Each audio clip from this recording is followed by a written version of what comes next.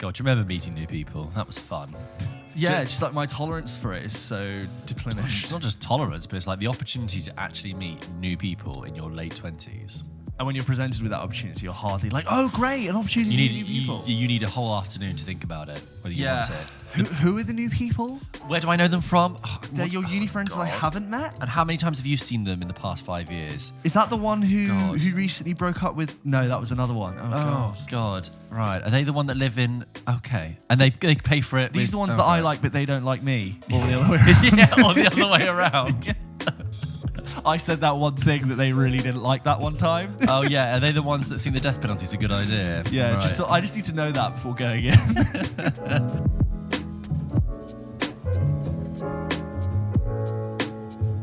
And then that's why, actually, to meet new people, it's good if it's just like sprung upon you. And you can't fight back. Like someone coming up from behind you.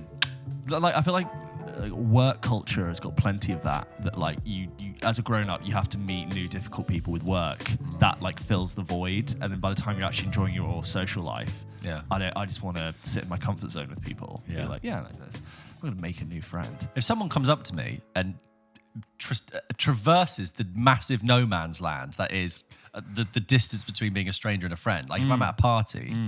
And I was at a friend's birthday party the other day. And let's say literally on the other side of the booth is all of her friends from not from school. Yeah. And I was with all the friends I know from school, and you could draw the line. Yeah. But someone did go across that no man's land and walk over to me and start talking to me, and I accepted that was a brave thing to do. Yeah. So I did respond accordingly and positively. I find the relationship between your partner's best friend's partner, like, my girlfriend's boyfriend, and how like close that, because they're really, really great people, and it's really lucky that we do get on, right?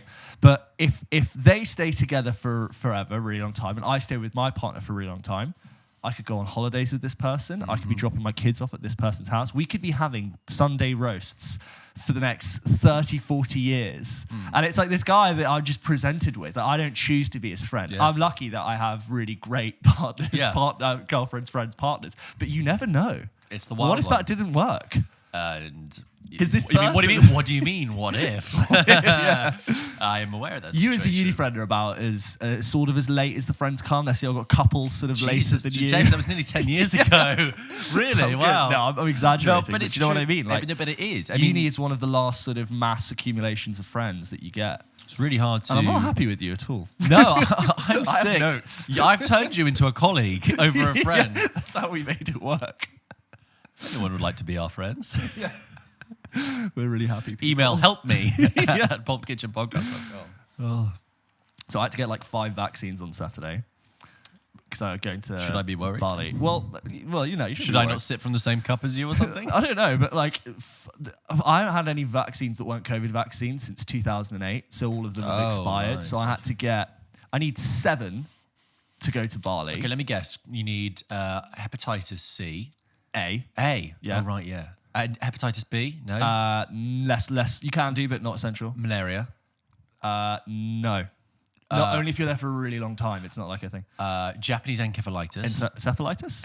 Encephalitis. Yeah. You need that one is expensive. That's a £98 per dose, and you need 2 doses. Because you don't want to get it. So I spoke to the guy, and I was like, so I hear like it's advised if you're staying near rice paddies, I'm staying near rice paddies. And he was like, yeah, you should get it. It's the kind of disease that you can get it if you're really near a hospital and you'll survive. If not, it just goes straight for the brain and like mucks. It sounded like the cordyceps in The Last of Us. It literally like infects the brain and grows out from your eyes. I was like, okay, that's £200 on a vaccine. Sure. Yeah.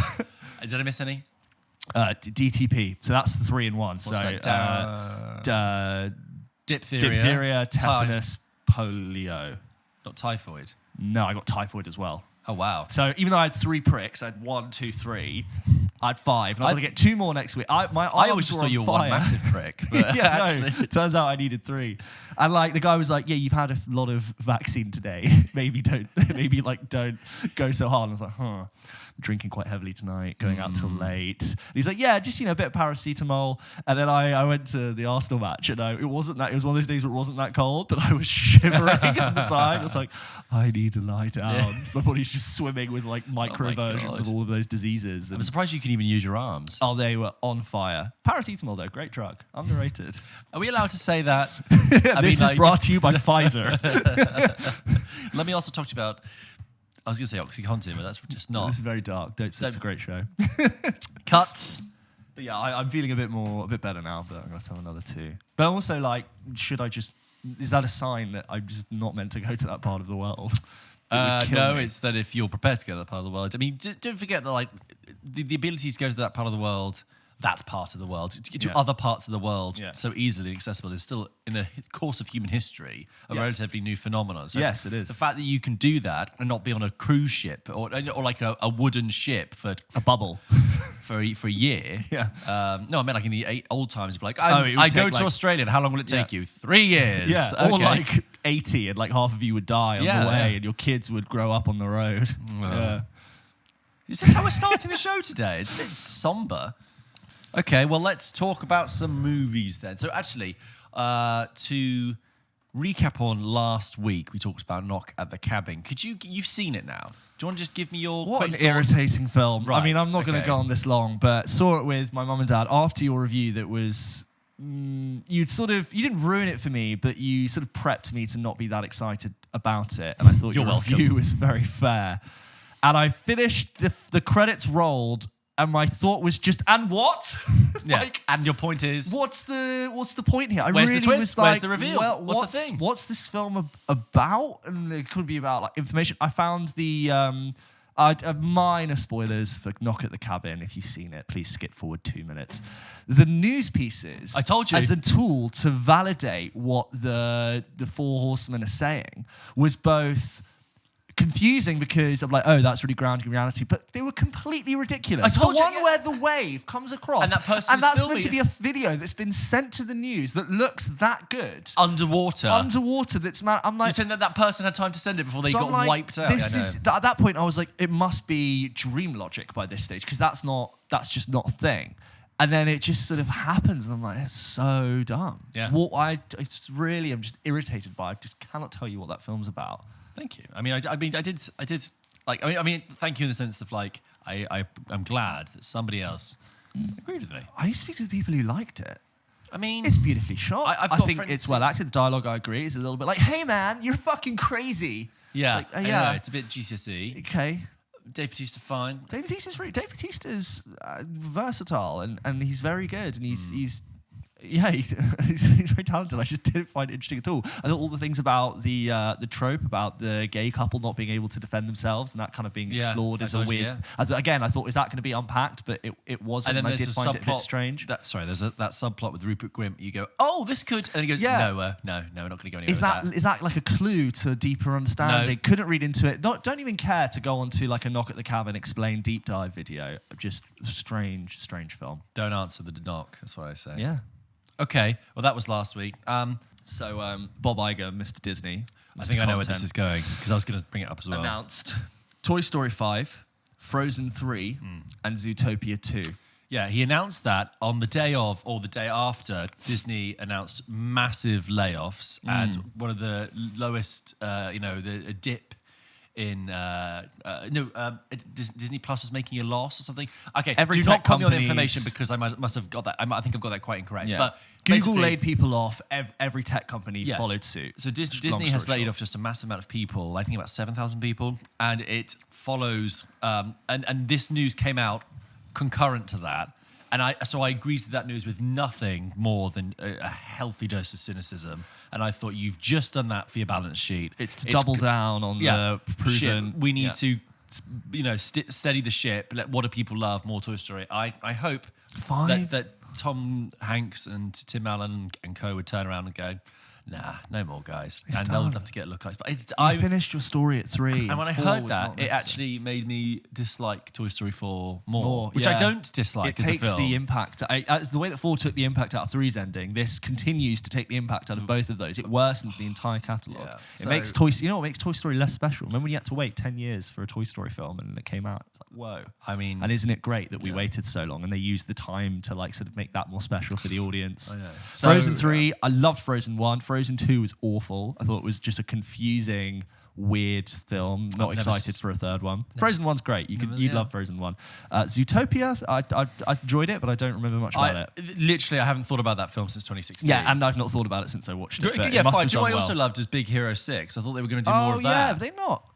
They did a animated series, I think, after it. But, it's interesting that they double down on, those very established names, or Zootopia being sort of very successful first entry, because I feel like they've been putting a lot of different types of films, lots of new IP, original ideas, and you had like, what are they, like Encanto? What was the lizard one? The Luca and Turning Red, and those are just new films.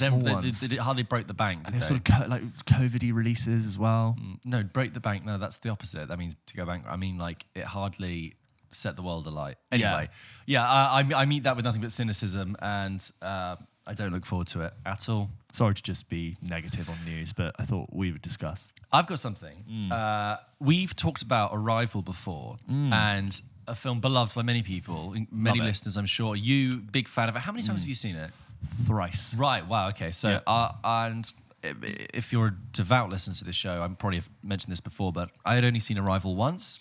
I thought Great it was, for a second viewing, that film. Yeah, I thought it was fine. I saw it at the cinema in 2016, and what had slightly spoilt it for me was that I'd seen 2 trailers for it back to back the week before at the cinema. Yeah. And this was before. Actually, no, this was the moment, the definitive moment where after this point, I stopped watching trailers for films I wanted to see. I looked down at the cinema floor. I've seen you do that. I've been at the cinema, and George will cover his head like he's almost praying.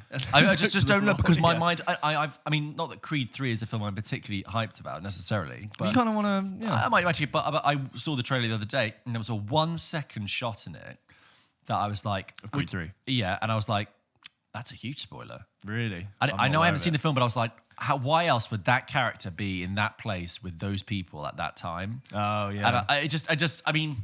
Maybe I'm looking too keenly, but anyway, back to Arrival. So that's my experience of Arrival was the complete opposite. Knew nothing about it and had a really great time with it. But anyway, so I'd seen the trailers and it showed me so much, and I was like, oh god, I feel like I've seen everything that happens in it. And I said that to my girlfriend about 3 hours before I was going into the film, and she said, oh no, you haven't seen everything. It doesn't show the twist.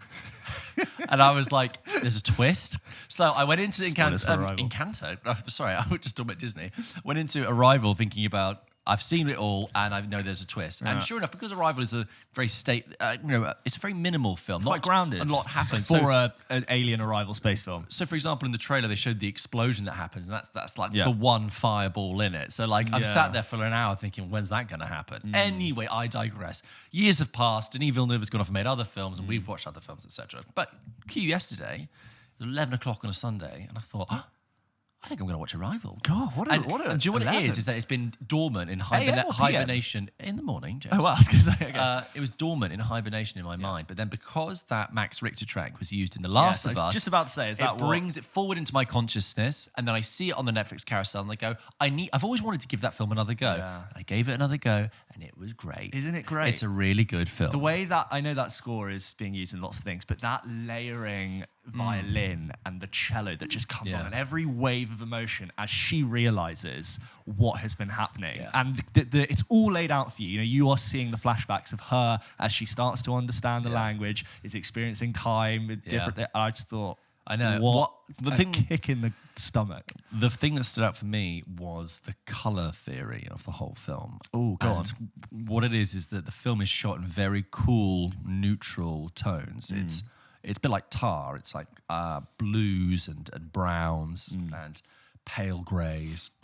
And you get this for about half an hour, and then they arrive. Even, the ships are very, monochromatic. Yeah.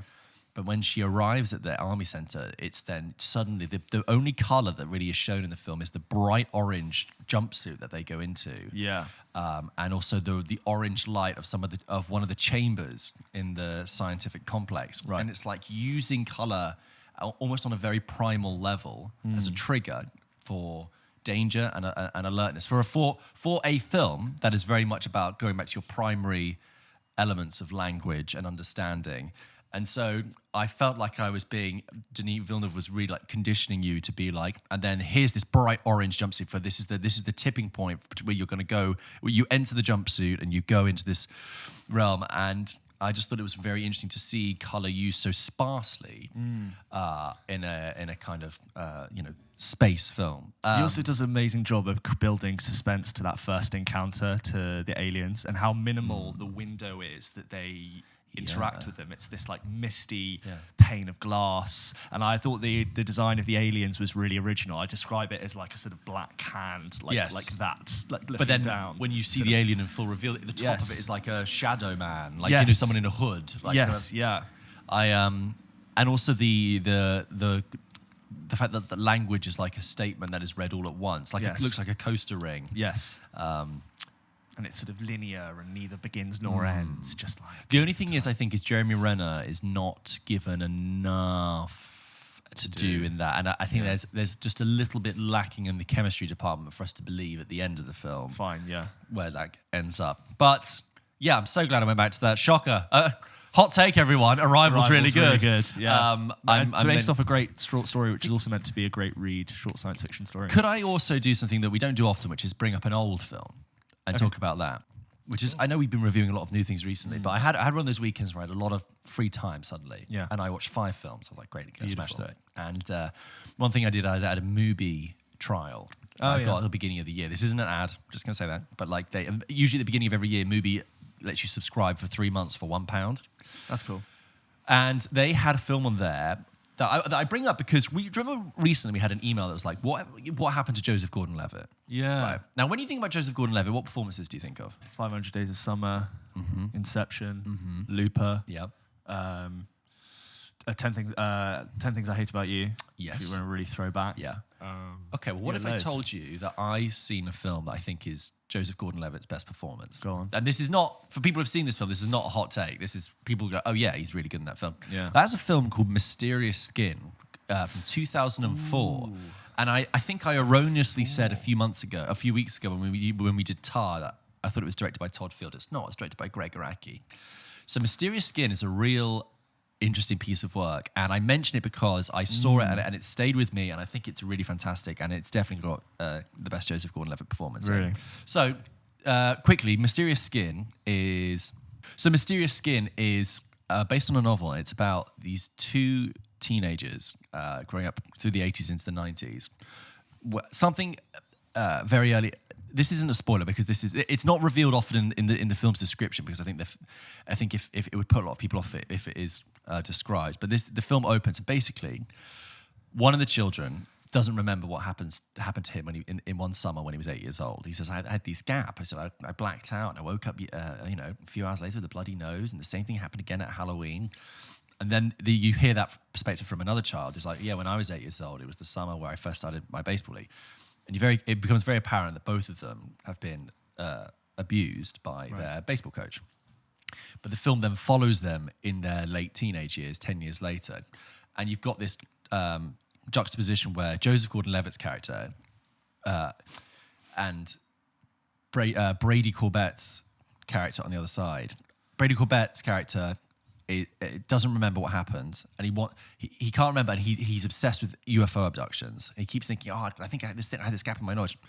And Joseph Gordon-Levitt's character does remember, and he's they're pursuing very different lives. And the tagline is one boy who one can't remember, the other can't forget.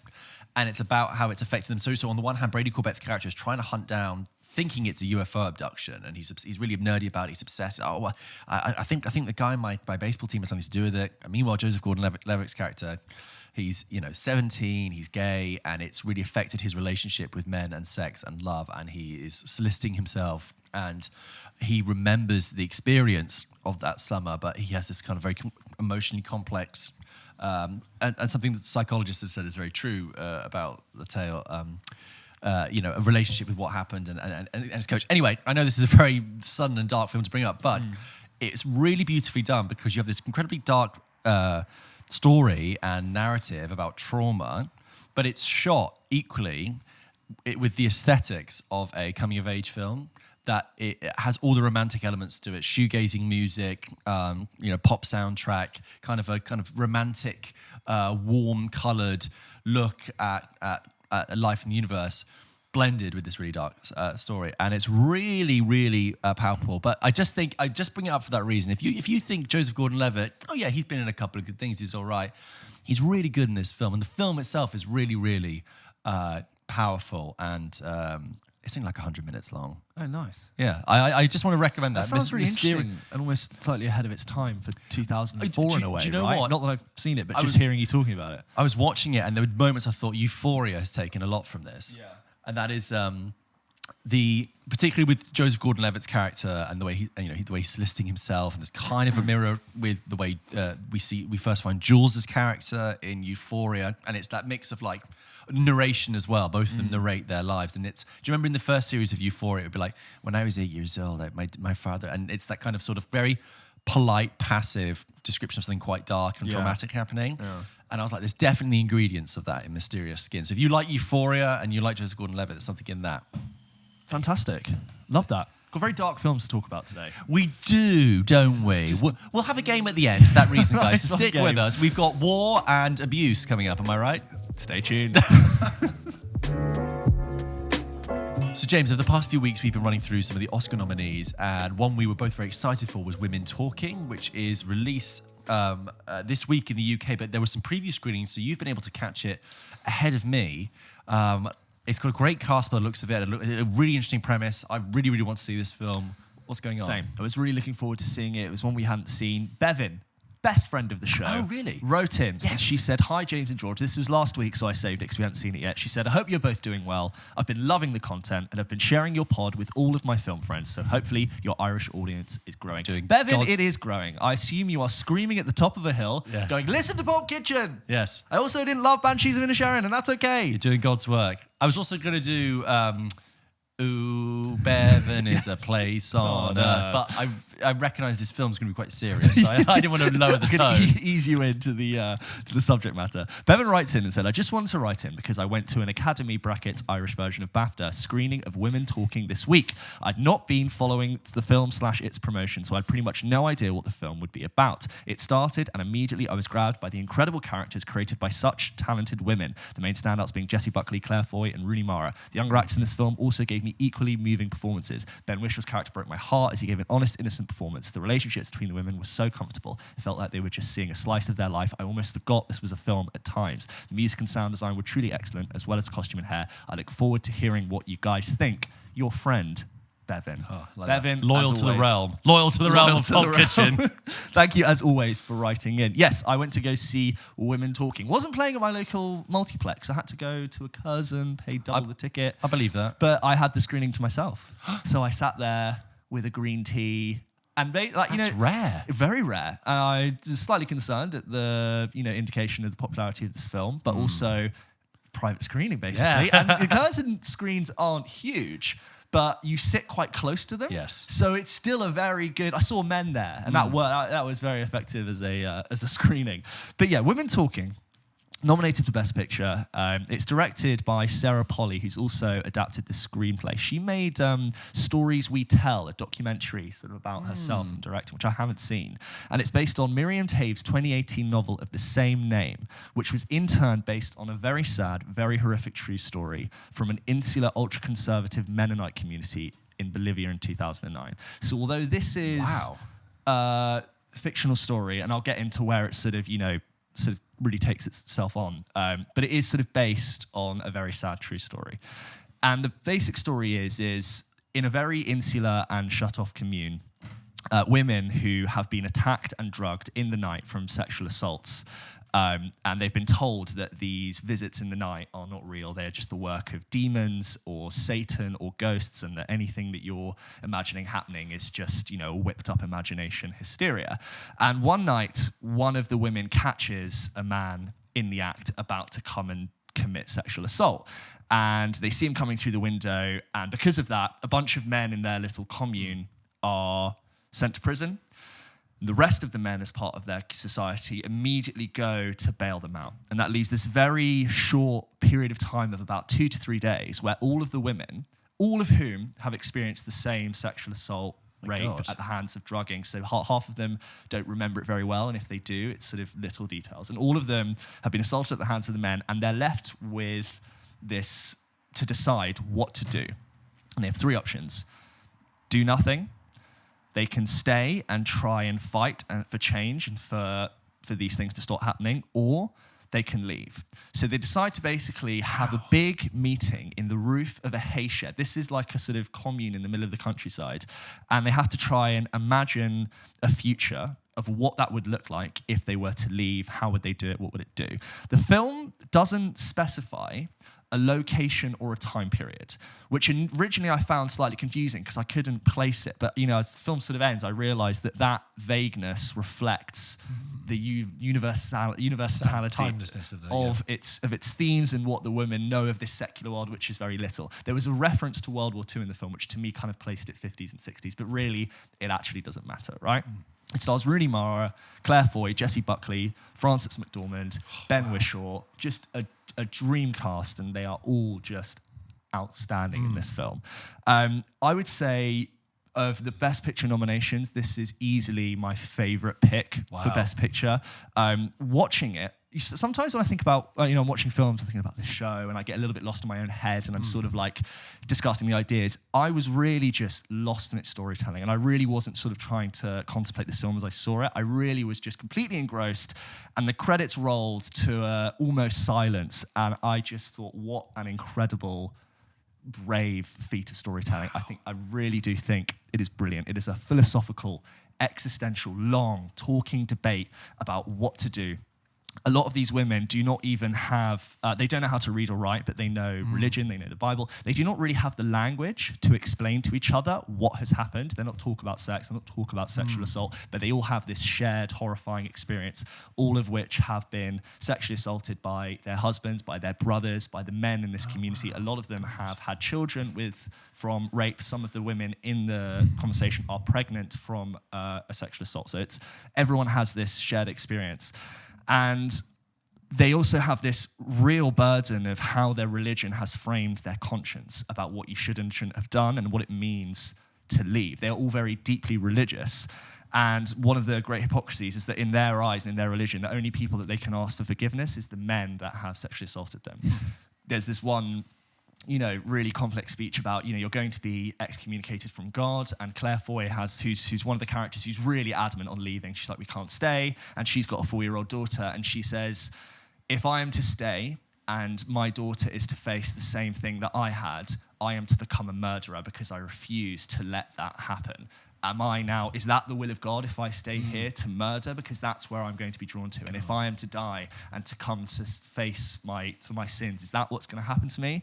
And, it's a real, we talked about The Whale being very stagey and how it's very dialogue heavy and it seems to take place in one room. This is sort of one room, but The Whale I almost felt was slightly confined by its dialogue heavy staginess. I thought this film did such a good job of having the dialogue in the room give really great context to the feelings of its characters. So it does flashback briefly, intermittently, but it's always to complement and really support what these characters are thinking and feeling, and it really never felt like we were just showing you exactly how to think and feel. It never really shows you the horrors of what's happened, but through the use of little flashes of memory and some very evocative imagery that this film opens with, you get it.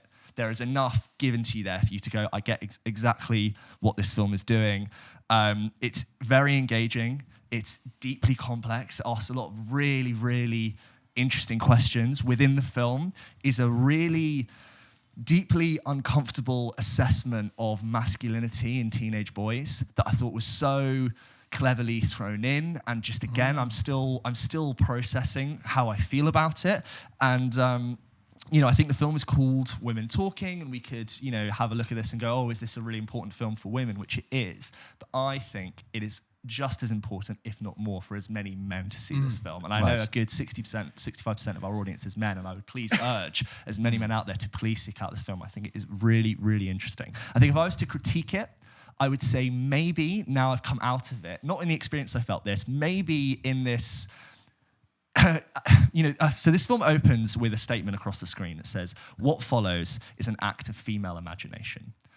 I know it's based on a true story, but it's almost like this conversation that these women are having is almost like a fantasy of what if we could articulate ourselves in this way and come to this realization. I think you could almost look at this and go, maybe they are almost too choreographed in their conversation for how they've come to certain realizations, and it could be unrealistic. I don't want to hold it to that kind of criticism, because I think what it's done is actually very subtle and nuanced, and it's tackling really big ideas in a very complex way. And actually, I think it's very economic with its time. But I think it's really, really special. Wow. I think it's very powerful. I adored the way the film looked. It's this fantastic use of anamorphic cinematography, which really uses that effect and that framing in a way that I don't think I've seen anamorphic done before that way. I think it's really, really special. I then Googled it afterwards to see like how it was shot, and it's shot on a full frame, almost photography-sized sensor. So you've got that added depth of field, but with like an anamorphic perspective. So it's really good at showing women in space in groups, and it's quite decisive and careful with its blocking. And I think it does it really well to sort of place people in the scene and really paint it across a frame. It's quite hard to explain if you haven't seen it, but I think when you go, you'll see it there. I urge people to go and see it. I'm worried some people are going to sleep on it. It's probably my favorite film of the Oscar noms. That's amazing. Wow. I mean, I was already wanting to see it, but I'm completely sold now. You know, it's interesting that point you make about the men as an audience, because a couple of weeks ago when we talked about controversial movie opinions, I kind of very passingly said, I wasn't a big fan of Promising Young Women. And I bring that up because obviously it's on the same sort of territory. And obviously it's a hugely complex topic, and what are we to talk about it? But my issue with Promising Young Woman when I saw it was that I really didn't feel like it was challenging the male audience in that film enough. Whereas something that had followed just 6 months before, a year before, was Michaela Cole's TV show I May Destroy You, which as an audience member, each episode was challenged you, made you think. Yeah. And I can speak from my experience of watching that as a man. I was like, oh my God, this is so brilliant at completely, I mean, anyone who watched that TV show, but really, really making you question. Like a really familiar story that was tragically undertold. Just a brilliant masterpiece that TV show was. I think everyone saw that and thought, wow, I don't know what, it was like watching so fresh and different. Brilliant. And then, Promising Young Woman I thought was just so disappointing and so just didn't execute itself well. But this, I agree with you. It's like, I don't know what the statistic is, but I'm sure it's something like 95% of all sexual assaults are committed by men. Yes, and so it's by men that are closest to us. Right. It's very rarely the stranger. It's usually those in our family, those close to it. Yeah. It's like, if you which makes it extra. If you make a film about sexual assault and sexual violence, you need to both challenge and reconcile with the female audience and challenge the male audience. But brilliant. I can't wait to watch that and discuss that further with you. And that idea of, it being the people that are closest to us, it's like, should we not be... They had this whole conversation about looking for forgiveness and how do we frame this. Like, they have all conversations about as they're actually trying to understand how gender works in their very limited language. And so Ben Whishaw is a man who's the only one amongst them who can read and write. And he is there in the meeting taking minutes, and he's the one that writes down what they're trying to say and how they're trying to articulate it, and he puts these ideas up on the board almost like as a record, and you can sort of get this idea that maybe he's the one that is telling the story in the future. And I was just surprised that I wasn't in my own head for the whole time. I really just let it happen to me, and then when it finished, I just got this real triumphant feeling that is just a really great set of ideas that have been very well explored. Just to contextualize this, did you see this before or after your many jabs? After my jabs, so maybe I completely lost it. Maybe the film is completely different, and you were just flying high on Japanese encephalitis, typhoid, the antibodies. Sir, you watched an advert for Pepsi, and it was only 3 minutes long. That's what I'm saying. Yeah, but I just picking up on what Bevan said, she was like, I almost forgot this was a film at times. Wow. I totally know what you mean. Consider me sold. I will watch that. And please go and check it out if you haven't. If you've had a chance to see the film, please write into hello@pulpkitchenpodcast.com, just like Bevan did. We would love to hear your opinion on the movie. You and I know, just quickly before we move on, you and I know Claire Foy is great. But in this, I think, peak of her powers. She is so good. She's a phenomenal actress. She really is.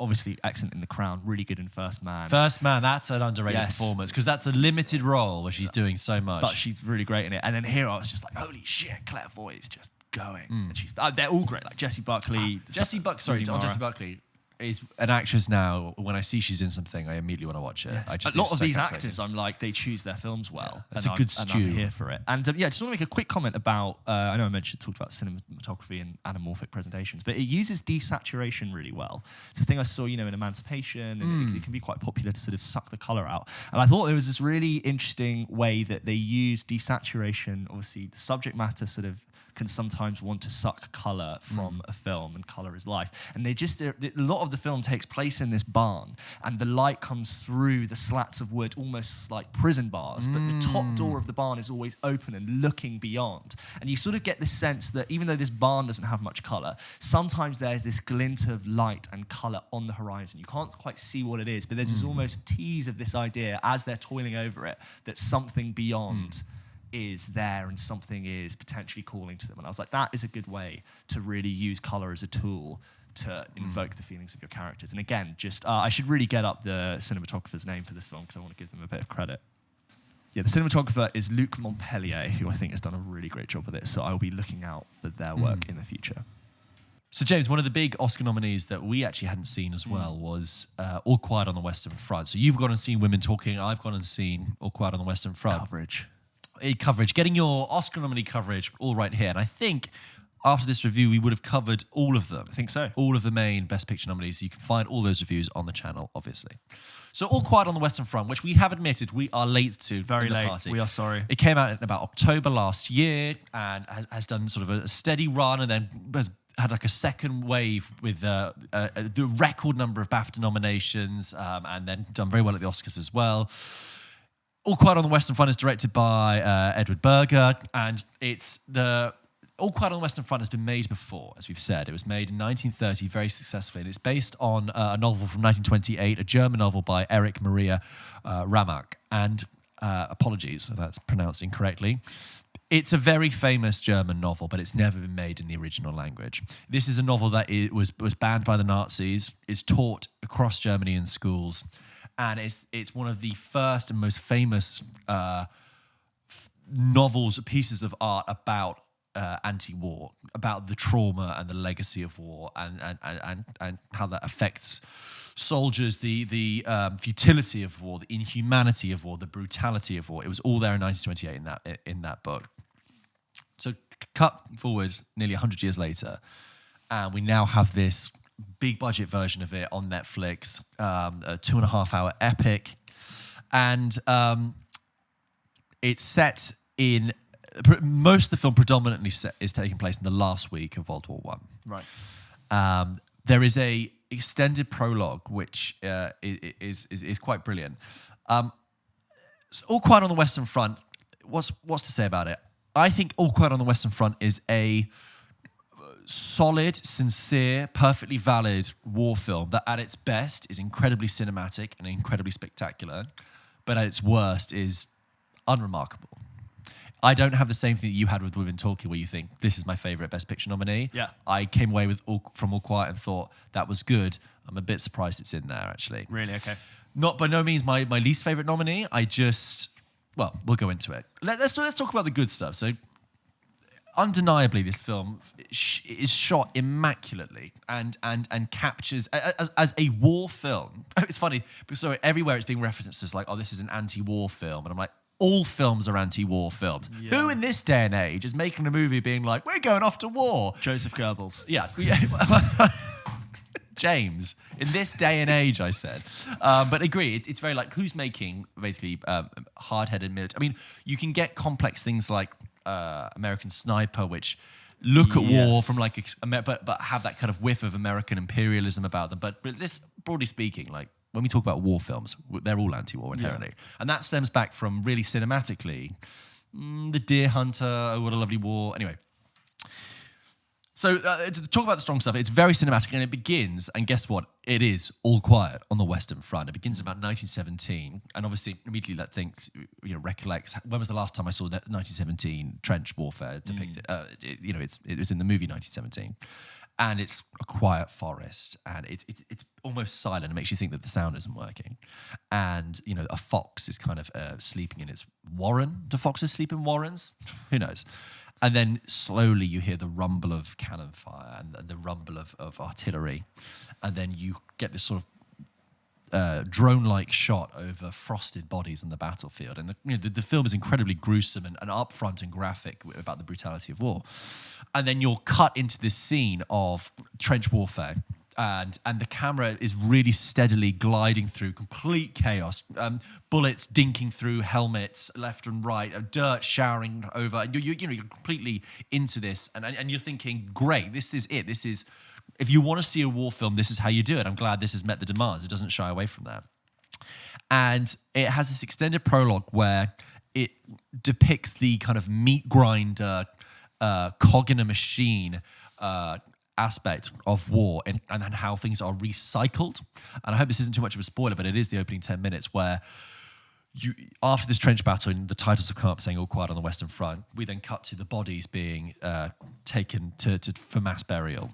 And the bodies are stripped of their uniform. And obviously this is, sorry, in case this wasn't clear, it's obviously all from the perspective of the German soldiers in World War I on the Western Front. They're stripped of their uniform, they're stripped of their shirts and their clothes. This is then bundled up. This is then trucked off to a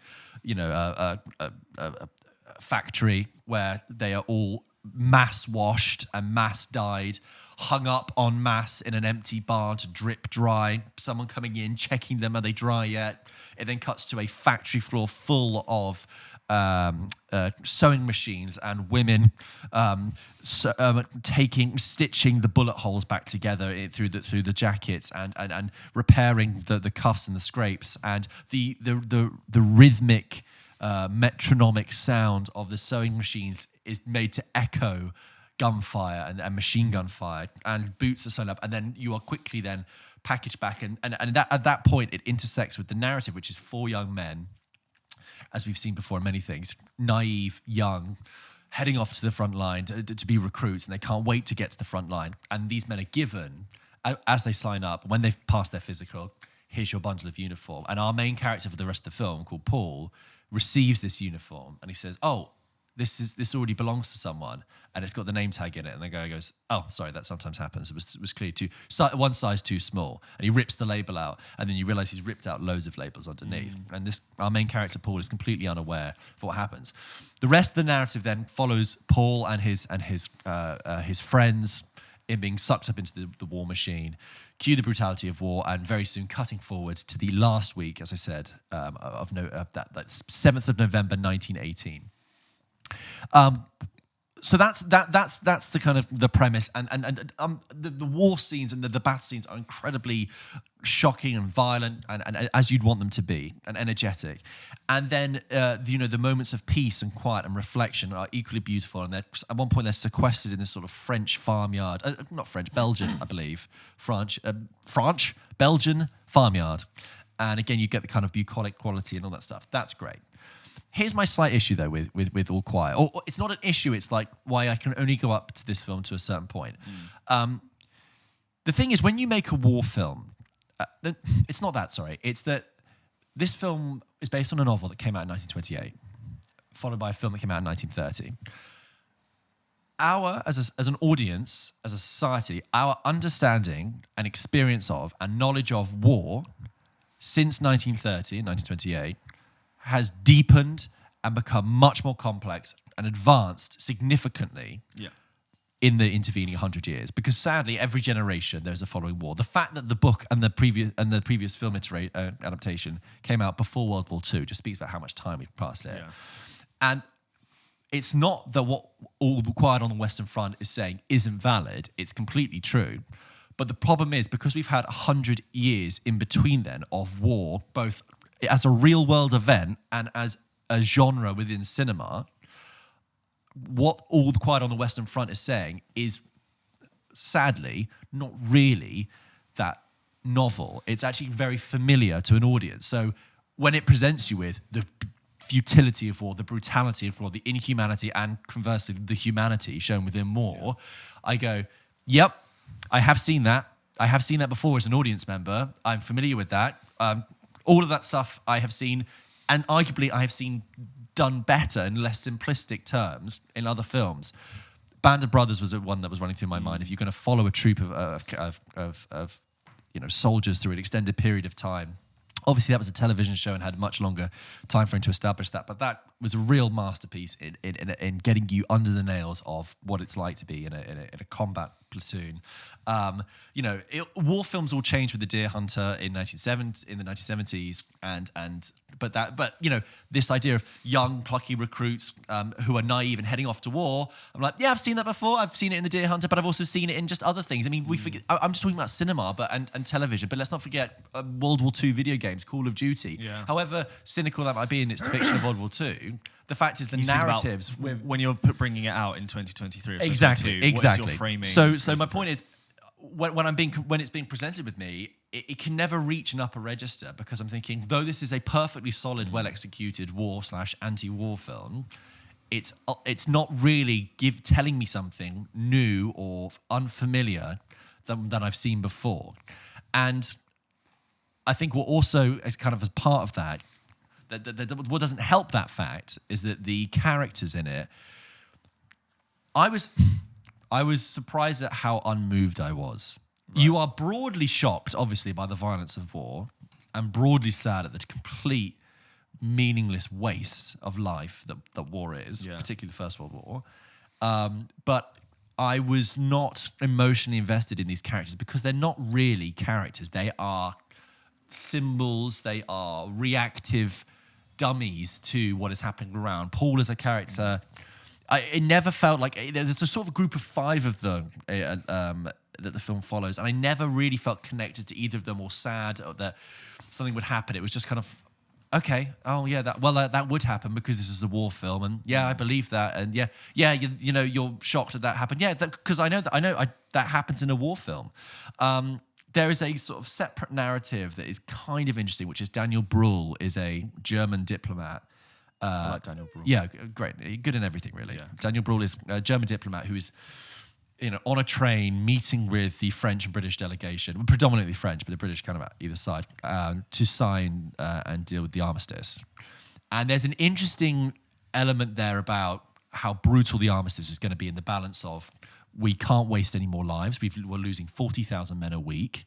But at the same time, they're looking at the armistice and they're saying, the German people will never accept this. This is too brutal. And obviously, we know from a historical perspective how brutal the armistice was and sowed the seeds for what would later come with the rise of Hitler and fascism and World War II.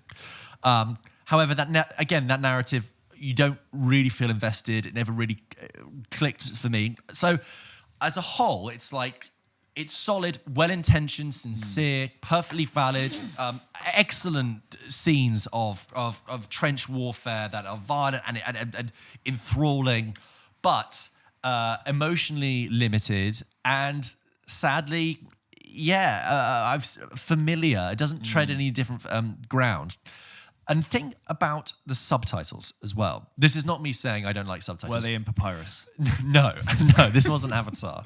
So I watched this on Netflix because it's a Netflix film, and you have a choice between watching it dubbed in English. And I thought, no, I want to hear this in German, and I will watch it with English subtitles. I think so too. And I bring this up. This is a very technical aspect that might just be to do with the Netflix interface rather than the film itself. But because most people will watch this on Netflix, I think it's worth saying.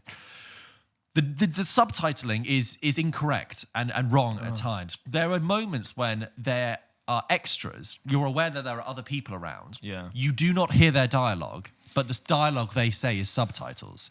So you'll have 2 people sat in a room looking at each other, exhausted by the effects of war, and there'll be a couple of men outside who you can't hear, but their dialogue will be coming up saying, well, she was a looker, wasn't she? Yeah, I told you about that. And I'm thinking, what? This is really throwing me. This is not in the film. Equally, there'll be times when it's the thing you didn't think you could get wrong, really, but actually, I know, but it matters because obviously, subtitling is not only a way for an audience to watch a film in a different language, but obviously for a lot of people, it's an accessibility issue. There's also times when the French delegation will speak and it will say in French, and then obviously give you the subtitles in English. Right, yeah. But then when it cuts back to the German, it will say in English. And I'm like, no, it's not in English. It's in German. Why are you saying that? It's really, like, it's some really interns confusing. not really done really well. So that's frustrating.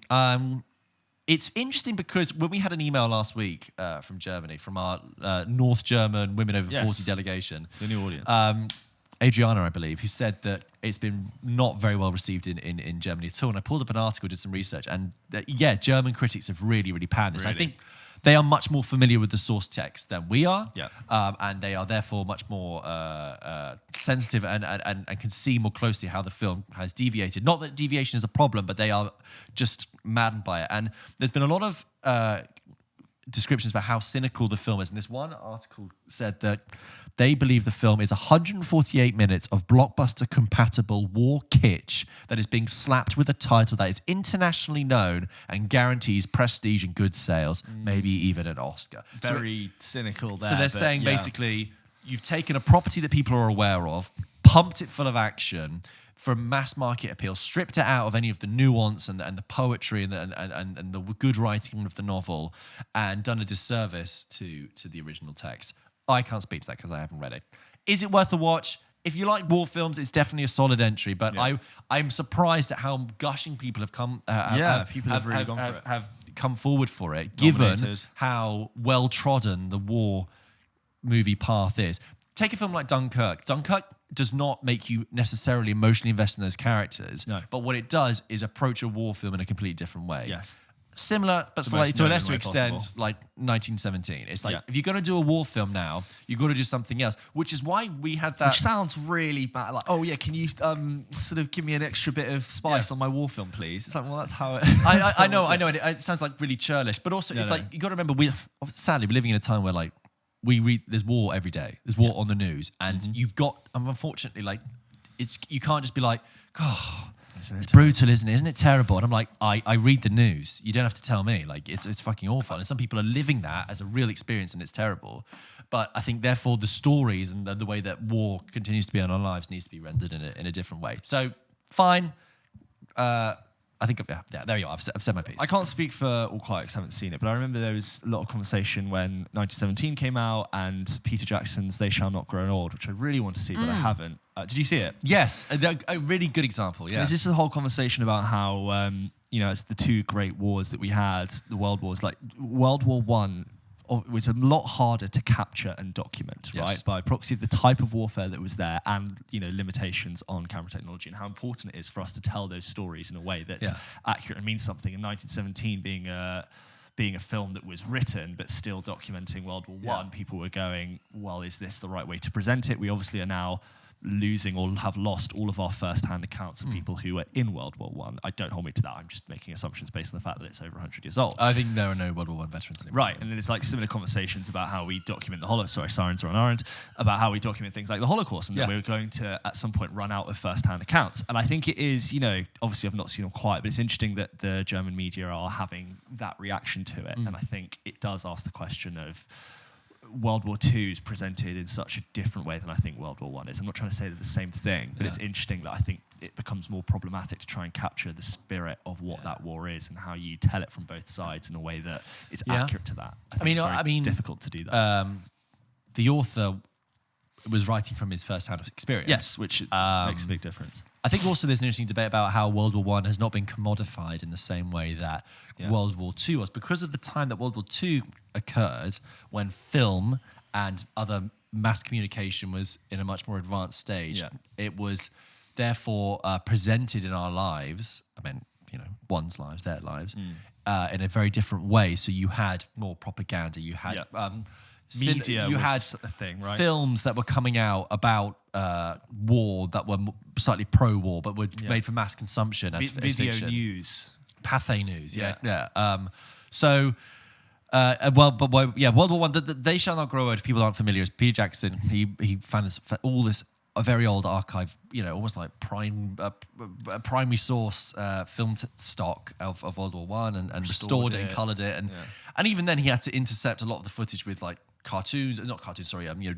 sketches and drawings from the time. Which, by the way, involves painting, or I don't know if paint, but like colouring every frame of that to bring it to life accurately. Like, it's a real process. But that's another modern example of how the conversation about war. I mean, Ken Burns' The Vietnam War. I don't know if you ever watched that. An 18-hour thing about the Vietnam War. But But that was completely fantastic. And Yeah. I've got members of my family who've seen that 4 to 5 times Oh, wow. because 4 to 5 times, not 45 times. But like the way 425 that series tackled war in equally a compelling way, full of stories, it's just different now. So this isn't necessarily all resting on the film's shoulders. It's just more now a conversation about how the perception and depiction of war changes and needs to always change. Interesting. Anyway, so it's in there. I think it's not my least favorite Oscar nominee. I don't think I have a least favorite as such, but it's definitely in the bottom half. Yeah. Compared to the top. If you guys have seen All Quiet on the Western Front, and you also have any opinions now that sort of we've managed to talk about all of the Oscar noms, and you yourself have a favourite pick for what you would vote for or what you think is going to win, by all means, let us know to hello@popkitchenpodcast.com. We would love to discuss it on the show. So James, we've talked about war and abuse and assault. Very heavy. Let's move on to slightly lighter topics, which is, of course, the emails from our listeners. Our lovely emails. If you wanted to write an email to the show, you can do by the email address I've said 5 times now on this episode, hello@popkitchenpodcast.com, just like Jack did. Jack writes into the show and says, "Hi, lads." Hi. Once again, loving the podcast. This may be a slightly different email than usual. ... A commission! ! I'm a writer, predominantly a writer of poetry and short fiction. Very exciting and shameless plug. My first collection is being published this year. Jack, congrats. Well done. My writing is usually ekphrastic, which means I write from images, e.e. photography, paintings, architecture. Great word, Jack. It's a writer writing in, throwing in words like ekphrastic. I've never written from film stills, so I thought it would be fun for you both to give me a still from a film, and I will write a creative response to them. This may be your favorite shot of all time, or maybe one that is overlooked, a moment of mundanity. What shot is waiting to be written on? Film and writing is ripe for collaboration, so let's see what we can do. All the best, Jack. Great email. Great email. George, a still from a movie. You want a poem on? I often play a little game. Not play a game, not consciously, but when it... Let's honk on our own. There's a big bus outside. I often play... when I'm watching a film, there'll often be fantastic cinematography, and there'll be usually one shot in that film that really strikes me. It can be not a deliberately big shot. It might not be a money shot. I'll often find myself watching a film and I'll go, oh, that's a nice shot. Yeah. And I mentally think, that's the best shot in this film.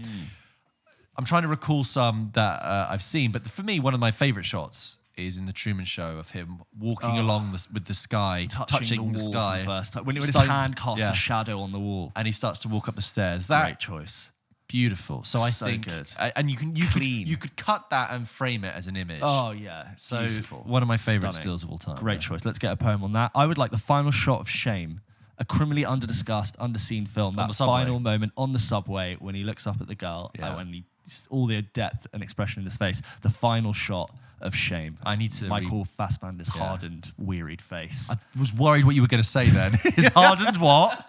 Careful. You can watch the film and find out what else is hardened in that film. But yeah, that's my commission. Does Jack have a...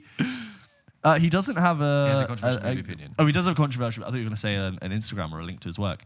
Jack Bennett says, my original email was going to be about my controversial opinions, and he says, I don't think Spirited Away is all that. There's one. Well, it's been such a long time since I've seen it, but I'm sure I can hear about 1,000 million people going, no. All right, what have we got next? Our next email is from Charlie, who says, hi lads, wrote in before asking about Joseph Gordon Levitt and 500 Days of Summer. Well, as you know, we talked about him earlier with Mysterious Sin, which is Mysterious Skin, great film. But I've since listened to most of the episodes at least twice. Our episodes? Twice? At least twice? It's like... Really? One thing people say, which is very cool, they go back and listen, they find the show, and which is really cool. But to listen twice, there's more. Charlie, wow! Thank you. If you're Charlie, hello to the second time that you listen to. If you're listening to this and it's your revisited, nice to have you back. Now he has to listen to this twice. Yeah. I love the podcast, of course. Wanted to ask, maybe for a future episode, what's the strongest ever year by an actor, film-wise? For example, Jim Carrey in 1994 had The Mask, Ace Ventura, and Dumb and Dumber in just 1 year. Any other particular strong years? Quick thing too, your analysis of Nick Cage in an old episode as he's his own thing when debating under or overrated actors is mirrored in Community. There's an episode where they study Nicolas Cage, good or bad. So your comment is perfectly accurate. Made me laugh when I heard it. Nice. Long email filled with waffle. Not actually a long email, Charlie. I should say that when it's written out, it's not. Yeah. Have a good one, Charlie. Okay, James. First of all, good year for an actor. I think I've got one. I don't off the top of my head, but it's interesting because it's like with Jim Carrey, it's quantity and quality. Like that's a bit. That's like it's very rare to have for an actor to have 3 films like that we can all recall and remember. But I guess you could say any actor that's had an amazing film come out that year at the peak of their power. But I'd love to do an episode on it. No, I think it's more that it's more like the timing is such that they have an amazing. They have a tray of films all coming out similar time. This isn't the example I was going to give, but like for example, I remember when Jessica Chastain first kind of came onto the scene. Yeah, she was suddenly everywhere. like everything in 2011. It was like Tree of Life, The Help, something else and something else that I can't Jennifer remember. Lawrence had like Hunger Games wrapping up, Silver Linings, X-Men 2. So, right. Yeah. But the one that came to my mind, there are probably different ones, but the one that came to my mind was Matthew McConaughey in 2014. Oh, yes. Great. Because Matthew shout. McConaughey had, of course, Dallas Buyers Club. That was his main thing he was writing back into. Physical transformation. Physical transformation, Oscar comeback, winner. Oscar winning for the. I like Dallas Buyers Club. Yes, me too. I think it's great. He's brilliant in it. The director of which sadly died recently, John McValley. Great, much missed talent. Yeah. I really liked Dallas Buyers Club. So he had that. He then had a month later True Detective for which was just again like as I said in that previous episode, like definitive prestige TV at the time. Point to that as like the gears turning for the way we talk about TV. So he had that. He also had around about the same time that scene stealing moment in The Wolf of Wall Street. Yeah. With the chest piecing, right? Well, he's still a little bit wiry and skinny from Dallas. Yes, he was filming at the same time. Yes, He literally flew it, and you can see it. But it's brilliant. So you've got this like already in 2 short months, you've got like some of the most still now. Pete McConaughey's some of the most famous roles of his were from that time. And then a few months later, he comes back in Interstellar.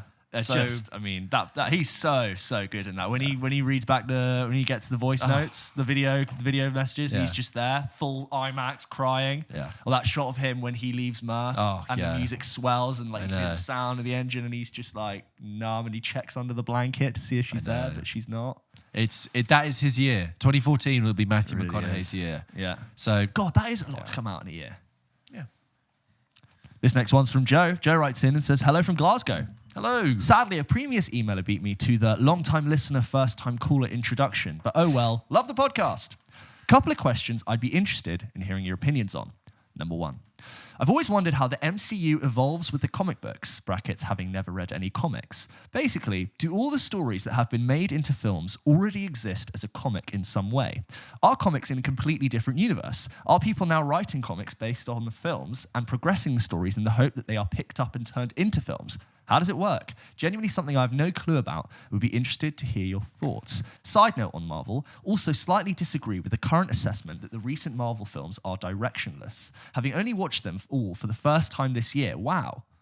Whoa! In 1 year, all of the MCU only possible. Watched them all for the first time this year. Okay, I don't feel like the first few phases of Marvel films really seems like they were building to much. Many of the films were very separate, and maybe only a few films mentioned the Infinity Stone / Thanos before Infinity War and Endgame. Yeah. Whereas we have now had multiple films / TV seasons all building around a story around the multiverse / concept of time, with Kang already identified as the main baddie. And then he's got his second point. But just on Marvel, so on comic books, did you read lots of comic books growing up? No. I read very few. I had I'd say a 6-month period where I read Essential X-Men and Wolverine and Gambit. And this is, I'm talking 2004. I did a decent amount of Spider-Man and X-Men, but never jumped for a bit of Fantastic Four, but never was really, I could never call myself like a thing. So do other films just basically taken from comic books? This is beyond my knowledge of how the MCU works, but like initially at least, yes. And if not, then they'll take characters and then they'll take elements of this story over here, a story over there. Like Civil War was a very famous Yeah. Yeah. All the multiverse stuff exists in its own way, and you can look at the very broad strokes of that Secret story. Invasion. Yeah, broad strokes of that story and go, oh, that's what they're doing. But they do it in their own spin with their version of the Iron Man. Their version of Thor is very different to any other Avengers version. Endgame does not exist as a issue that you can pick up and read. It's not a direct But adaptation. Thanos collecting Infinity Stones is part of his shtick. That's kind of what it is. I would say they probably definitely are writing comic books now with the hope that they get picked up in films. That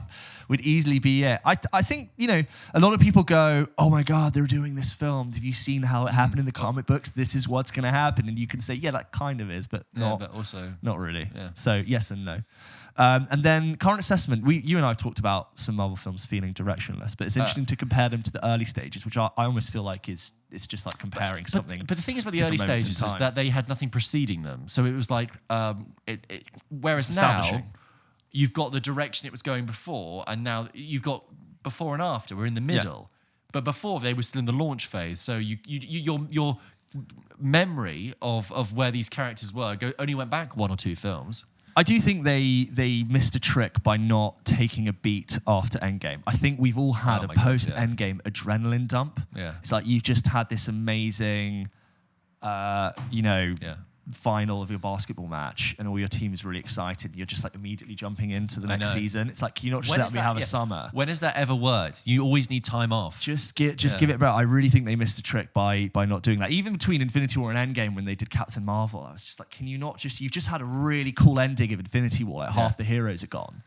Yeah, you should have put Captain Marvel out before. Let me just sit for a year for once. Instead of releasing 3 films a year, you are releasing the 2 biggest films of all time. But you're also then asking a company to basically not making money, not make $500 million. How much it's going to make? Is it next week or the week after? We'll have Ant-Man and the Wasp, Quantumania. And you and I have talked a bit about the trailer feeling a little bit rubbery. I don't really know what I want from that experience. Like, I know Kang is going to be a part of it, but I'm like, I just kind of want to be entertained and laugh. Yeah. Anyway, next point from Joe. We feel mixed about it, Joe. We feel mixed. Listening to your recent Oscar podcast, you can go check that out on the feeds, and your discussion of Django had me wondering about your views on Tarantino and the violence depicted in his films. Here we go. Question. Yeah. Big fan of Tarantino films, but have always found the discussion and accusations around his potential glorification of violence in films interesting, and how this reflects on him as an individual, including his reaction when asked about this. Never something I've particularly had a problem with. The only film that has ever sat slightly uncomfortable with me is Django. I understand the need and importance of highlighting the terrible violence endured by slaves, but something about giving this issue the Tarantino treatment to generalize the over the top and verging on comedic depiction of violence has never sat too well with me. What do you guys think? Keep up the good work. Love your non-pretentious yet detailed and insightful analysis of film and TV. From Joe. Kiss.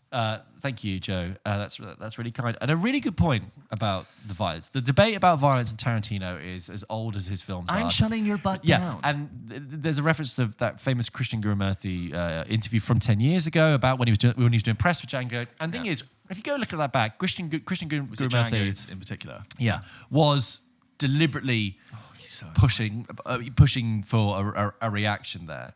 Not that his questions were necessarily invalid, but it was just the way it went about. But anyway, his Robert Downey one is worse. Yeah, I think so. That one was really off. Okay, we're done here. Yeah, I'm just on like the Barbara Waters kind of element. Sorry, what are we doing here? Yeah. Anyway, so with the violence of Tarantino, it's a tricky one because one argument is that you can tell in Tarantino films that the violence is aestheticized in such a way, but not. It's like, is it fetishizing it in the way it's make it look appealing, or is it just done in a particular aesthetic and style? But is it actually? There's no. The violence in Tarantino films is usually so over the top and ridiculous that like it's its own brand of violence. Kill Bill and Inglourious Bastards, like it's so cartoonish in its own way that it's clearly cinematic in a fabrication. In his earlier films, like Reservoir Dogs, it's different. But one thing people forget is that like the torture scene with Marvin the cop, you don't see the bit with the grievous bodily harm, right? Yeah. It's in there, and but that's. I was going to say that's fine, but it's like that's okay because that's using violence to shock in that. Whereas Tarantino often uses violence in a different way, which is to almost be like, it's almost funny, it's almost ridiculous, especially in Kill Bill with like the excessive spraying and the ridiculousness of it. I think also the thing is like his films aren't for children. His films are for adults. And yes, teenagers watch them before they should do, but it's like I think there's never been a point where I've seen violence in Tarantino's films and I'm worried that people would think, oh my God, that's not how you conduct yourselves. I think there are many other films that do that. I also think Tarantino does quite a good job of indicating to the audience that you're jumping into his crazy world. Yes. Like Inglourious Basterds, it's a heightened version of World War II based on reality, but they also kill Hitler and like machine gun his face into the ground. Yeah. With Django is obviously dealing with slavery, but it's also weirdly humorous and funny. Yes. And there's this very horrifying line between the sort of slightly quippy humor of a character like Calvin Candy and Django, who's almost this large-in-life, sort of completely unrealistic character that would never really exist, and the horrors of the slaves underneath a character like Calvin Candy. You know, this is the moment when Django's wife is in the hot box, and there's these like crash zooms and whips and this, and it's almost like in the really funny KKK scene with Jonah Hill. Well, that's like, which is classic. It's like the violence in Django's, that when it wants to show the violence of the slave free and the violence against our heroes, it's horrible and it's violent and it is shocking. When it's Django committing violence, it's cathartic, it's empowering. It's, say goodnight, Miss Laura, and she gets blasted like across the room. It's someone's head getting exploded. And the tension of the scene when Leo smashes the skull and throws it and bleeding, like you're in Tarantino's hands and it's his world. I think if he was doing a really grounded version of that story, I would feel different about it, but I'm sort of relinquished into his world, and I'm almost now prepped for it when I go into exactly. Those are the colours he paints with. But I do agree, I mean, my least favourite Tarantino film, apart from maybe Death Proof, I've only seen that once, but it's The Hateful Eight, and I have a real problem actually with the violence in that, particularly at the end, because it takes a while. I really feel like that film is heading in a direction where Daisy Domergue is going to be the outright winner, there's a point where it's kind of heading that way, and I think that is brilliant. She's outsmarted all these men, these violent, impulsive, like ape-like men. Yeah, and then at the very end they go nope, and they murder her in this really brutal way, and the joke is like, frontier justice, you get it. But the way that Tarantino films that, like the camera enjoys watching these maniacal, laughing Samuel L. Jackson, is it Walton Goggins at that point, like hanging and lynching Jennifer Jason Leigh's character Daisy Domergue, and I was just like, I'm not comfortable with that. I think it's it's misogynistic in a way. I don't like the way that violence has been framed against a woman. You're smarter than that, Quentin. I also think Tarantino should be a bit less prickly about talking about it. I'm sure he's just really bored of discussing it, and that's why. But I think, he should sort of, hey, look, this is why, and this is what it is, and it's my style. I also think that he's probably thinking there's just as much violence on the news and in the real world than my cookie, my weird candy red version of blood. Violence is an extreme of humanity. So is love. So are all the things we write about and watch. Good question, though, Joe. Great question. Okay, next question is from Sean Ryan, who says, podcast question, Death Row. Oh. Gentlemen. Have you had that before? That's nice. Gentlemen. Yeah. Just to start off, I'm a huge fan of the podcast. I'm a bit of an addict. Don't judge me. After finding you on the social media platform that shall not be named, TikTok. This is my first time writing in. That's great. Glad to see you're hooked. Yes. Get it into your veins. Give you the free stuff. So imagine this. You've been sent to death row for a controversial opinion on a much beloved popular movie. Of course. Let's pretend you have controversial opinions. Well, we do. We throw them out there. We don't play it safe. Yeah. What would be the last movie, only one movie, and one TV show to watch while you enjoy your final meal? You can't cheat and pick something like the Lord of the Rings trilogy, i.e. 3 movies. You can only pick one movie.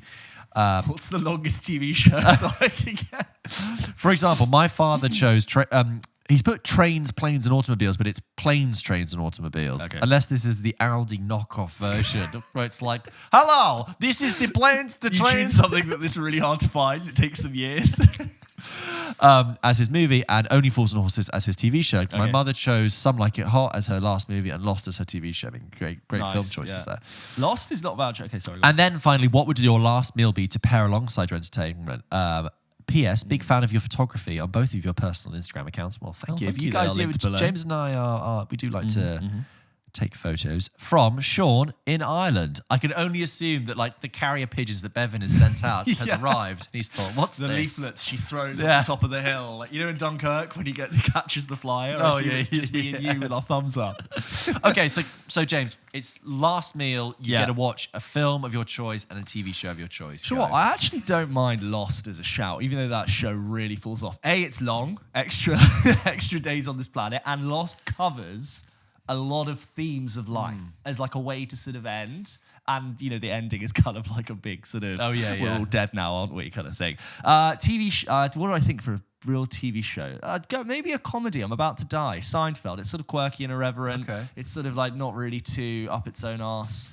You just talking about sitcoms and death, I just realised I think I was more moved by the end of Blackadder than I was by All Quiet on the Western Front. I know what you mean. Do you know the story about how they had them at the end of Blackadder? With the poppies. They ran out of budget, didn't they? Yes, and they shot that in regular motion, and it looked really awkward and really weird, and it really gave away the fact that they were in a studio, and they were like, God, this is such a bad note. And then they just decided to put it at half speed. You'll notice it's a slow motion shot that wasn't shot in slow motion, so it's very framey. But they kept it in, and they're like, that really works. And they play the music, and they cut to the poppies. Yeah, brilliant. Film. I would. Yeah. God, that's a really good one. That is the question, isn't it? What film do you want to be having with your glass of red wine, if that's your choice? Have you got one to mind? I mean, my immediate knee-jerk reaction was to be like Before Sunset. Yeah. There we go. Put me there. But Before Sunset, for reasons we talked about on our bonus episode, if you haven't listened to it yet, is a little tense. Yeah. And do you know what? Purely because you mentioned it earlier, I could easily go with The Truman Show. Yeah. Because The Truman Show is a great shout. Metaphors for life in Beyond the end, moving on to a higher realm. As I've talked about, there's something, I find that ending so moving. And it's like, it's something existential about the end. Him touching it's literally him touching the face of God. Yes, because he's great shout. Confronting the nature, the limits of his reality. And I think I would be happy with that, thinking, well, in case I don't see you, good afternoon, good evening, and good night. Oh, yeah. As for a TV show... Snap you on the head. Please. No, I think it's going to be Firing Squad for me. Do we get to choose the last meal and choice of death? No, it depends. It's like the menu. It depends on the day. It's like Monday, Firing Squad. Tuesday, Hanging. Thursday, Electrocution. And then you're TV show. I don't know a TV show. I think I don't hold on to or categorize TV shows in the same way that I do films. I don't have the recall to be like, that's the TV show I return to the most. Grey's Anatomy, keep me around forever. They're still making it, so I'd be like, what? You got it? Sorry. Ellen Pompeo's leaving, finally. She's leaving the show, but the show's going on. The show will always go on, but at least a season or two, and then they'll be like, we need to reboot this. Anyway, there you go. So I think that would be mine. And the meal to go with it, good Lord. I mean, we could be here for hours talking about this, but I feel... Let's not do 3 course, just 1 course, 1 main. I would choose the Polish dish that my family has at Christmas. Oh, that's lovely. With a glass of red wine. Oh, yeah. Mine's like probably roast beef with red wine, or like a fillet of beef, or like a Dover sole with like a beurre noisette and like creamed spinach and chipped potatoes. And just like when they pour it on. And then like with the fish, I'd have white. You know? And then they just as I finish the last thing, just shoot me in the back of the head. just as your saliva dissolves the last bit of flavour. Yeah. Good afternoon, good evening. You don't even notice it. It's like the electrode that they use in No Country for Old Men. It just goes straight through your skull. This is a very violent episode. I don't know what's going on. We are fine. Right, next email is from Simon. I just got so tired. Yeah. Next email is from Simon. As my life ends, I want to have... For Charlie listening to this the second time, Jesus, man. I hope you're prepared. Simon says, hey guys, fairly new listener, but loving the pod so far. Keep up the great content. Welcome, Simon. I just got back from seeing The Fabelmans, and I thought it was one of the most enjoyable films I've seen in a long time. Please go and check out our Fabelmans review. It's not often I leave the cinema with a huge beaming smile on my face, and I found myself laughing out loud and smiling during most of the movie. The only thing that took me out of the magic was the comical bullies that I believe you also mentioned in your review. It felt like Spielberg was suffering a hangover from West Side Story when he wrote them in, and expected them to break out into song and dance. They do seem a bit like that, don't they? Yeah. They are a bit, yeah. I was practically I like watching the film, I was like, oh, they're fine. And when I'm seeing little clips of them, I'm like, yeah, there's a bit. Yeah, they're a bit. Hey, Poindexter, get out of here. Hey, Mr. Bagel. He's going, hey, that's Timmy. He's going with Shirley Collins from around the corner. Yeah. Anyway. I was practically giddy when I realised the cameo at the end of the film. I won't say who in case it's a spoiler, which leads me to my question. What do you feel is the best cameo you've seen in a film? God. And my unpopular opinion, Shawshank Redemption is not a great film. And saying it's your favourite film is like saying vanilla is your favourite ice cream flavour. Simon, Amsterdam. Okay. Amsterdam. Welcome to Amsterdam. Welcome to Amsterdam. I kind of know what you mean. I feel like, look, on the Shawshank thing. Shawshank is a great film. Well, we'll get back to the rest. Shawshank is a great film, but I know what you mean by saying it's my favourite film. It is a bit like saying, yeah, cool, great. What use have you got to say? Yes, but I don't want to be mean. No. To anyone who likes Shawshank. It is, I think, okay, taking the favourite thing out of it aside, he says, Shawshank is not a great film. Great is in inverted commas, it is. It is a great film. It is. It's incredibly universal, and it's a touch loved, and I really think that like if someone said to me, it's kind of a deal breaker film. If someone said to me like, I really hate Shawshank, I'm like, what are you hating in there? Because there is so Break much. it down. It's giving you a lot. That film's giving you a lot, and an easy way to engage with it that isn't stupid. You know what? It's emotionally accessible. It's culturally accessible.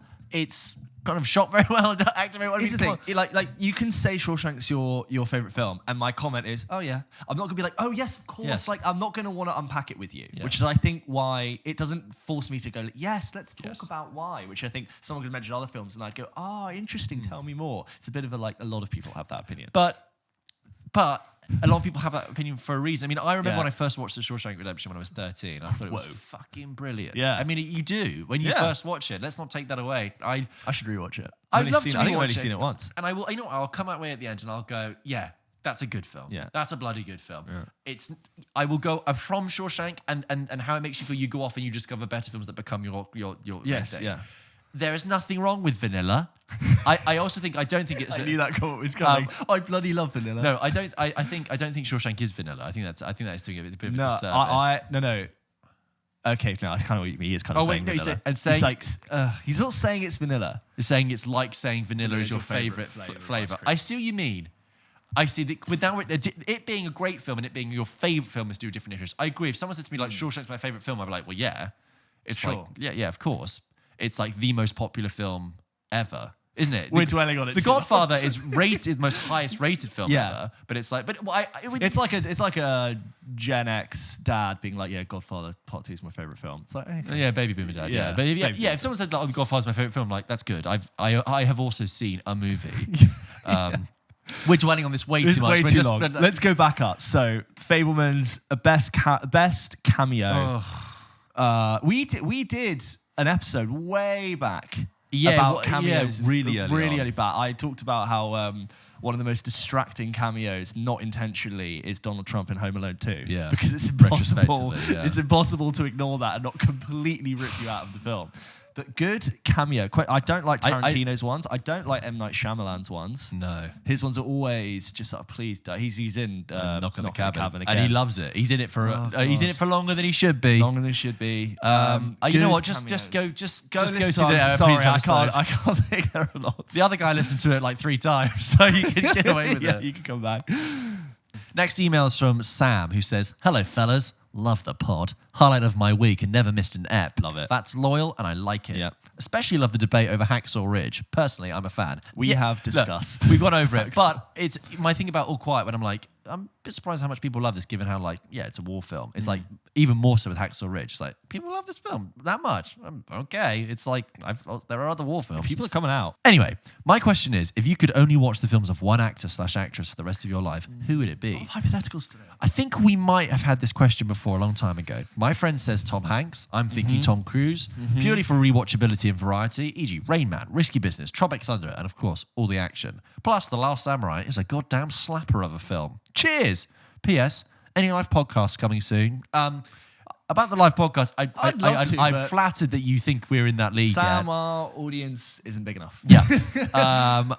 Sounds like a great... By live, I assume you don't mean like live on the internet. I assume you mean like in an auditorium. With people turning up. IRL, yeah. Sounds like a great idea. Maybe one day. Keep the fire burning and one day it'll happen and we'll invite you. Send this podcast out to your friends. Hey, yeah, that's it. Hey, if you want us to do live ones, keep spreading the word and eventually it'll happen. Spread the word. So, an actor. An actor's, if you could only watch the work of one actor. I mean, Tom Hanks, you'd have to watch My Name is Otto. Oh, Those yeah. which I haven't seen, A Man Called Otto. A Man Called Otto. Yeah. That shows how Tom Hanks Hanks. has made some questionable, has made some duds. I think, but he's made a lot of good stuff. Well, this person doesn't release many films, but I think Leonardo DiCaprio would be a good shout. He works with the best directors, and he is very good in those films. But he doesn't put out a lot. Like he takes sometimes like 3-year breaks where you don't really see him for a while. What about Brad Pitt? Brad Pitt also good. Brad Pitt produces a lot of films that he also stars in, so you could get like 12 Years a Slave. Yeah, like you could piggyback on a lot. But so then like, you're also going to get Mr. and Mrs. Smith. Yes, yeah. But that's variety. It is variety. Like Bullet Train's different to Seven. That's different to Snatch. Like, yeah, that's not a bad shout. He's in Thelma and Louise, and he's in True Romance as a small part. About Meryl Streep. Yeah, you could. I mean, you've got your Mamma Mia's, you've got your It's Complicated, Yeah. you've got your Viola Davis, like she does interesting work. Career has not been long enough as like. You know what you want? Deer Hunter. You want like an Octavia Spencer, someone who's in a load of films. Michael Shannon. Yeah, Michael Shannon. Yeah, that's it. You think like, so? Because you don't want your leads because Michael Stuhlbarg. Michael Stuhlbarg, yes. Yeah, well, you don't think leads. Forrest Whitaker. Yes. You want to think really great supportings. Yes, that's a really good point. You don't go. For the leads. Yeah. Michael Shannon's a good one. I think I'd say a comic book film. I'm thinking of Arrival with Stuhlbarg and Whitaker. Yes, but think about it, yeah. they've been in loads. Yes. That's where I'm leaning forward. Yeah, I would go for Michael Stuhlbarg. Yeah. Lovely. This last one is from Kai, friend of the show. Kai writes in and says, "Hi guys, I wanted to ask a question about The Last of Us on HBO. Do you think the show is, ironically, reanimating the dead corpse of the zombie genre?" I like what you did there. The genre has seemed to rise and fall in recent years, correct me if I'm wrong, with the popularity of The Walking Dead and a general oversaturation of zombie media in general. The Walking Dead was always referred to as a soap opera with zombies, jokingly, but unfortunately became exactly that as it crawled towards its fart of an ending. Although The Walking It's Dead... fart of an ending, just say. Yeah, crawled towards... There's lots of zombie little references to this. Although The Walking Dead made shallow attempts to place humanity as the real threat in their world, The Last of Us moves beyond what is threatening its characters and instead wants to focus on what they live for. It is not about surviving in a world ravaged by infected. It's about the connections you live for, and there just happens to be zombies. Anyway, what do you think about the success of The Last of Us? Is the genre back, or is this a one-off exception in the genre's general decline? Okay, thinking about... I haven't seen The Walking Dead. Yeah, I'll just get to that. With The Last of Us, like we do talk about it every week. I don't think we have anything more necessarily to say about it right now, but like it's very good. With The Walking Dead, I did watch 6 seasons of that. Oh, 6 wow, that's more full than I thought. seasons, and there was a good amount of time where I really liked it, and I thought it would do like 1 to 2 episodes of really naff writing, naff dialogue. Then it would have a story arc that'd be really interesting, and it would have breakaway episodes, bottle episodes. And there was one episode that came out not long after The Last of Us, which basically there's a level in The Last of Us where, I think if I remember this correctly, someone's got to be very quiet in a setting where there's lots of other bad things happening, but that describes the whole game actually. But there's it's almost shot for shot done in The Walking Dead, and I was like, that was in The Last of Us last year. Right. Okay. Anyway, The Walking Dead, I jumped off when Negan arrived because it just became just unrelentingly grim with absolutely nothing to give back to the audience, and it started to act like it was high drama, and I was like, no, this is a zombie show, don't forget that. Anyway, is the zombie craze back? No, I don't think so. I think it's done, but I think The Last of Us is very smartly couched it in a completely different way, in the same way that it's like purposely framed it kind of differently, I think. Yeah, even with its opening that was like a pandemic outbreak, I still think it's kind of... It's more like with episode 3 in the way it sort of rested its characters. Yeah. But that is exactly when you say, it's about... The whole show is about, you find something to keep fighting for. It's like a direct line from the game. Yeah. It's like, that is what it's about. I think... The Last of Us came out when the zombie genre was starting to feel a bit tired. I remember that conversation was like, oh, are they really doing another zombie game at the time? And I remember part 2 came out. It was like, are we really interested in this? But like, it continues to kind of... And then you were like, yeah. I was like, fuck yeah. But it continues to kind of tell interesting stories within that. And it was always like, oh, they're not zombies, they're infected. They're the infected. Yeah. It's like, they're zombies. It's like 28 Days Later. They're just fungus zombies. Did you ever see 28 Weeks Later? No. No, me neither, but I feel like I might do. I watched 28 Days Later recently. Oh, did you? I can't remember if I said this to you, but like that's only like a 90-minute movie. Maybe, maybe 100-minute.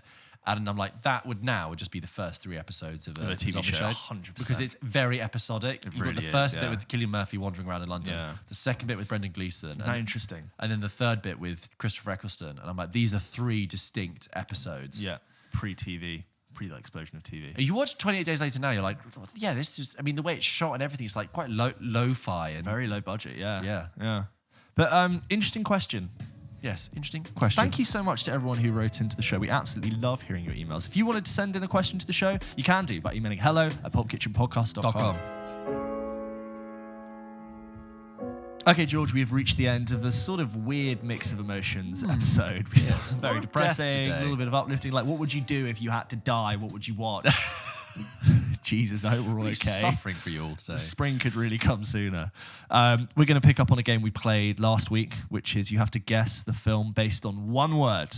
Okay. This is kind of like really bad therapy. It's like mind association. Okay. I want to know how you're doing just based on one word. Okay, so I'm going to read. Skyfall. Bitch. Okay, George, are you ready? I'm going to read. I've got 2 rounds. Because I opened the barn door. Yeah, it's so creaky. I need to get some WD-40 on it. So I'm going to read one word, and you have to tell me what film it belongs to. Okay. I'm going to do 2 rounds. Okay. You ready to go? Okay. You have to guess the film based on just one word. Okay. Ready? 3, 2, 1. Prawn. District 9. Corpse. Corpse Bride. Swiss Army Man. Ugh. Yeah. Tesla. Prestige. Cassette. Guardians of the Galaxy. Yes. Clone. Attack of the Clones. No, it won't be that. It won't be Attack of the Clones. No. It will be AI. Us. Oh. Virus. They're not clones in Us. Anyway, they are, aren't they? Virus. Sorry. Virus. District 9. Parasite. No, I'm thinking of the antonyms game. Virus. 28 Days Later. Contagion. Not bad. Amputation.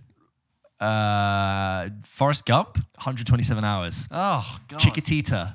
Tell me what's wrong. ABBA. Mamma Mia. Anaxunamun. The Mummy. That's not one word. Anaxunamun is not one word. Decapitation. Decapitation. Sleepy Hollow. Hereditary. That's Pacifist. with Vin Diesel. No, Pacifist. That's the pacifier. The Pacifist. Hacksaw Ridge. And last one, poker. Face. No, poker. Poker. Casino Royale. Yes. Oh my God. I love my brain. My brain's getting confused with all the... Chiquitita, you were finishing the lyric. ABBA. My brain is confused with all the other games we play. I know. You're trying to find the opposite. Like cast. All right, ready? Second round. Yeah. You have to guess the film based on just one word. Ready? 3, 2, 1. Gorilla. Planet of the Apes. King Kong. King Kong. Hawaii. Hawaii. The Descendants? Yes. Wolves. The Grey? Yes. Wow. Ballet. Black Swan. Yes. Plates. Plates. Smashing plates. The Godfather? 500 Days of Summer. Check. Check. As in to write a check. Come on. Catch Me If You Can. Yes. Blackjack. 21? Yes. Wow. Pregnant. Juno. Yes. Pageant. Carrie. Little Miss Sunshine. Cornetto. Shaun of the Dead. Yes. Fibonacci. Fibonacci sequence. The Fibonacci sequence. What's it from? Oh, Christ, my brain. The Fibonacci. It's not Inception. The Da Vinci Code. There you go, George. Is that you it? Failed your psychological exam. I'm going to get you sectioned. Man, you can come and take him away. Thank you very much for listening to this episode of Pulp Kitchen. We hope you enjoyed it. And if you're listening to it for the second time, thank you again. Guys, it's been a bit of a heavy episode. Thanks for sticking with us to the end. There'll be more light soon, literally, because it's getting later in the year. Don't forget, we try to produce new episodes of this show every single Wednesday. Apologies, as always, if they're a sort of early Thursday morning thing. But thank you. The person who is responsible for releasing them on time is not me, should I just say. It just depends on what kind of Wednesday I have, you know? That's just one of those meaningless phrases. Yeah. Like, you know, it's That's different kind my of Wednesday. Don't forget that we are on Instagram and TikTok as well. Please follow and share us. If you like some of our videos, send it to friends. It really helps us. We also... What else do we do, If you're James? listening to the show, thank you so much for listening. Go and get your YouTube app open and just give us a subscribe on YouTube. It makes such a huge difference for us. It's a free thing you can do that takes 5 seconds that really helps us grow the show and helps new people find it, helps us get cool things like cool guests, like cool access to premieres and just cool things for the show that we want to do. So please give us a subscribe. We really, really do appreciate it. Thank you so much. See you next week.